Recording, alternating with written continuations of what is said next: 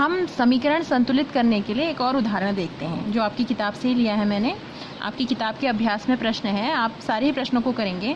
देखिए NaOH, Na होता है सोडियम, OH होता है हाइड्रोक्साइड, तो इसको पढ़ते हैं सोडियम हाइड्रोक्साइड। फिर है H2SO4, ये है सल्फ्यूरिक अम्ल। Na2SO4 सोडियम सल्फेट और H2O।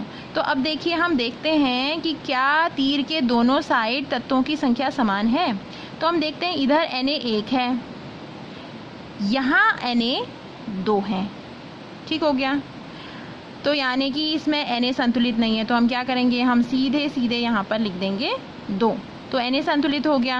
अब हम ऑक्सीजन को गिनते हैं। यहाँ पर ऑक्सीजन, अब यहाँ 2 लिखने की वजह से ऑक्सीजन कितने हो गए, 2 हो गए, लेकिन यहाँ ऑक्सीजन एक ही है। अब ये जो SO4 का ऑक्सीजन है, इसको आप इस ऑक्सीजन के साथ काउंट नहीं करेंगे। क्यों नहीं करेंगे, क्योंकि SO4 एक आयनिक कंपाउंड है, ठीक है, ये पूरा एक यौगिक है, इसके ऑक्सीजन को इससे अलग नहीं करेंगे।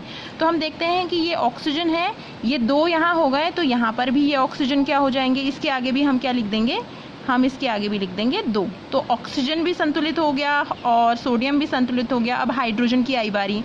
हाइड्रोजन यहाँ पर कितने हैं, ये हाइड्रोजन यहाँ पर हैं 2 और ये 2, ये हो गए 4। तो यहाँ पर भी आप देखिए 2 हाइड्रोजन, 2 दूनी 4, ये 2 को आप मल्टीप्लाई कर देते हैं, गुणा कर देते हैं, तो यहाँ पर हो गए 4 हाइड्रोजन। ऑक्सीजन भी संतुलित, हाइड्रोजन भी संतुलित, सोडियम भी संतुलित हो गया। और SO4 एक आयनिक यौगिक है, एक साथ SO4 को लिखा जाता है। यहाँ पर भी SO4 है, SO4 यहाँ, इधर भी ये SO4 एक ही था और इधर भी ये SO4 एक ही है। तो इसका मतलब सारे ही तत्व जो दाएं साइड और बाएं साइड हैं, तीर के दोनों साइड जो हैं, तत्वों की संख्या अब समान हो गई है। तो अब हम क्या कह देते हैं कि ये समीकरण संतुलित रासायनिक समीकरण है।